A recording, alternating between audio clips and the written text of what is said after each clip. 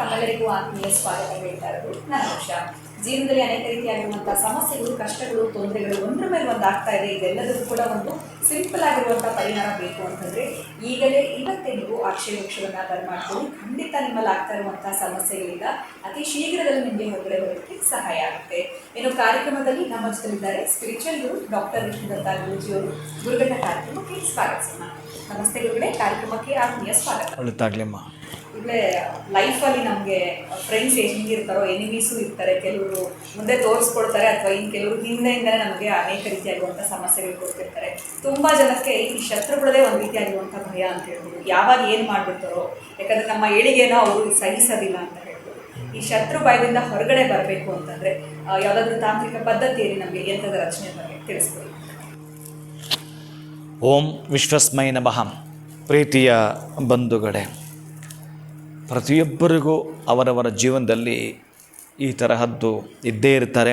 ಅವರೆಷ್ಟೇ ಸಾತ್ವಿಕ ಸಂಪನ್ನರಾಗಿದ್ದರೂ ಕೂಡ ಶತ್ರುಗಳ ಉಪಟಳ ಇರ್ತವೆ. ಇನ್ನು ನಮ್ಮಲ್ಲೇ ನಮಗೆ ಶತ್ರುಗಳು ಇರ್ತವೆ. ಈ 6 ಜನ ಶತ್ರುಗಳಿದ್ದಾರೆ ನಮ್ಮ ಒಳಗಡೆ. ನಮ್ಮ ಒಳಗಿರ್ತಕ್ಕಂಥ 6 ಶತ್ರುಗಳನ್ನು ಹೊರಗೆ ಹಾಕಬೇಕಾದ್ರೂ ಕೂಡ ಪ್ರತಿನಿತ್ಯದ ಅನುಷ್ಠಾನ ಬಹಳ ಮುಖ್ಯವಾಗ್ತವೆ. ಅಂತಹ 6 ಶತ್ರುಗಳನ್ನು ಸೆದೆಬಡಿದು ಅಂತಹ ಶತ್ರುಗಳನ್ನೇ ನಮಗೆ ರಕ್ಷಾ ಕವಚವಾಗಿ ನಿರ್ಮಾಣ ಮಾಡಿಕೊಳ್ಳಬೇಕಾದರೂ ಕೂಡ, ಯಶಸ್ಸನ್ನು ಕಾಣಬೇಕಾದರೂ ಕೂಡ ಶತ್ರುಗಳ ಆ ಒಂದು ದಮನ ಮಾಡಿಕೊಳ್ಳತಕ್ಕಂಥದ್ದು ಹೇಗೆ ಅನ್ನೋದು ತಾಂತ್ರಿಕ ಪದ್ಧತಿಯಲ್ಲಿ ತಿಳಿಸ್ತಕ್ಕಂತಹದ್ದು.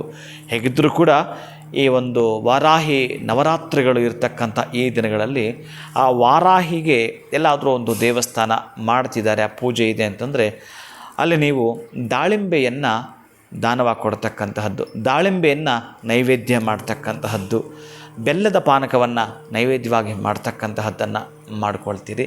ಇನ್ನು ಹಾಗೆಯೇ ಈ ಶತ್ರುಗಳ ದಮನಕ್ಕಾಗಿ ತಂತ್ರ ಪದ್ಧತಿಯನ್ನು ಈಗ ನಾನು ಹೇಳ್ತೀನಿ, ಆ ಪದ್ಧತಿಯಲ್ಲಿ ನೀವು ಮಾಡ್ಕೊಳ್ತೀರಿ. ಇದು ಶೂಲಿನಿ ದುರ್ಗಾ ಯಂತ್ರ. ಓಂ ಐಂ ಚೇ ಡಾ ಜಾ ವಿ ಕ್ಲೀಂ ಮೂ ಪೇ ಹಿ. ಓಂ ಐಂ ಅನ್ನೋದ್ರ ಕೆಳಗಡೆ ಏನು ಬರೋದಿಲ್ಲ. ಚೇ ಅನ್ನೋದರ ಪಕ್ಕದಲ್ಲಿ ಅಂದರೆ 89 ಸಂಖ್ಯೆ ಬರುತ್ತೆ. ಅದಾದ ನಂತರ ಚೇ ಬರುತ್ತೆ. ನಿಮಗೆ ಸ್ಕ್ರೀನ್ ಮೇಲೆ ಕಾಣ್ತಾ ಇದೆ. ಈಗ ಡಾ ಅಂತ ಏನಿದೆಯೋ ಡಾಗೆ ಮೊದಲು 5, ಡಾ ನಂತರ 6 ಸಂಖ್ಯೆ ಬರಿತೀರಿ. 4 ಅದಾದಮೇಲೆ ಚಾ ಬರಿತೀರಿ. ಅದರ ಕೆಳಗಡೆ 8 ಅದರ ಪಕ್ಕದಲ್ಲಿ ವಿ ಅನ್ನೋ ಅಕ್ಷರ ಬರಿತೀರಿ. ಮತ್ತು ಅದಾದ ನಂತರ 3 ಬರಿತೀರಿ. 3 ನಂತರ ಕ್ಲೀಂ ಬರ್ಕೊಳ್ತೀರಿ. 5 ಅದರ ಪಕ್ಕ ಮೂ ಬರುತ್ತೆ. 7 ಅದರ ಪಕ್ಕದಲ್ಲಿ ಪೇ ಬರುತ್ತೆ. 2 ಅದರ ಪಕ್ಕ ಹಿ ಬರುತ್ತೆ. ಉದ್ವರೇಖಾ ಷಡ್ಭಿಶ್ಚೈವ ಖಂಡರೇಖಾ ತಥೈವ ಚ ತ್ರಿಶೂಲ ಸಹಿತಾಗ್ರಾಣೆ ಭೂಪುರಂಚಿ ಯಥಾಕ್ರಮಂ ದುರ್ಗತಿ ನಾಶಿನಿ ದುರ್ಗಾ ಶೂಲನೀಚಿ ವಿಶಿಷ್ಟತಃ ಗ್ರಹನಾಶಕರಂ ಯಂತ್ರಂ ಕ್ಲೇಶೋಚ್ಚಾಟಕರಂ ಧ್ರುವಂ.